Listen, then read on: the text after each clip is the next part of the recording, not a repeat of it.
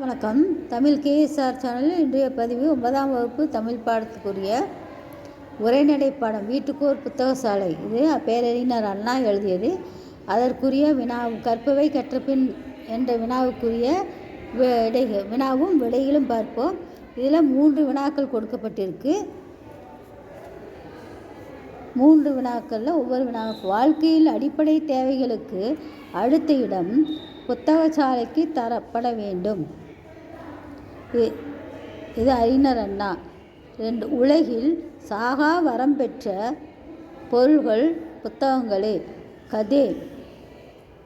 இவை போன்ற பொன்மொழிகளை எழுதி வகுப்பறையில் படித்து காட்டுக என்று சொல்லக்கூடிய வினா. அதில் ஒவ்வொரு கருத்தாக ஒவ்வொரு அறிஞர்களுடைய கருத்து கொடுக்கப்பட்டிருக்கு. ஒவ்வொரு அறிஞர்கள் கருத்தை பார்ப்போம்.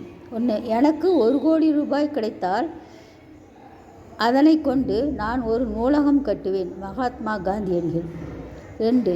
போதும் என நொந்து புதிய வாழ்வை தேடுகிறீர்களா? ஒரு புதிய புத்தகத்தை வாங்கி வாசிக்க தொடங்குங்கள். இங்கர்சல். அடுத்து, ஒரு நல்ல நூலை போல சிறந்த நண்பனும் நெருக்கமான உறவினரும் எனக்கு வேறு இல்லை. இது பேரறிஞர் அண்ணா. 4. உடலுக்கு எப்படி உடற்பயிற்சியோ அதுபோல மனதுக்கு பயிற்சி புத்தக வாசிப்பு. Sigmund Freud. உண்மையான வாசகன் வாசிப்பை முடிப்பதே இல்லை. ஆஸ்கர் வைல்ட் என்று சொல்லக்கூடிய வினா. அடுத்த வினாவும் இதிலே இருக்குது. சீர்காழி ரா. அரங்கநாதன் அவர்களின் பிறந்த நாளான ஆகஸ்ட் 9ஆம் நாள் தேசிய நூலக நாளாக கொண்டாடப்படுவதன் காரணத்தை அறிக.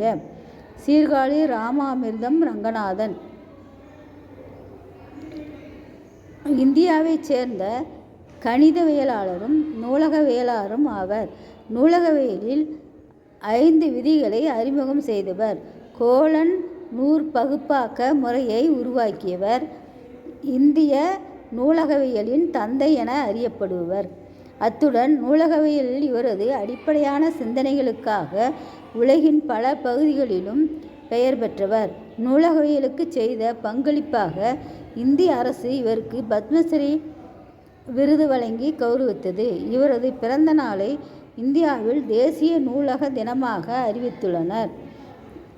இவர் இந்தியாவின் பல்வேறு பல்கலைக்கழகங்களில் நூலராகவும் நூலகத்துறை பேராசிரியராகவும் பணியாற்றியுள்ளார். நூலகவியலில் உயர் பட்டங்களை வழங்குவதாக அமைக்கப்பட்ட இந்திய நூலகவியல் பள்ளியில் பணிப்பாளராகவும் பணியாற்றினார். அது தவிர இந்தியாவிலும் வெளிநாடுகளிலும் உள்ள பல்வேறு நூலகவியல் சார்ந்த உயர் தொழிற்கழகங்களில் உறுப்பினராக இருந்து பதவிகளையும் வைத்துள்ளார்.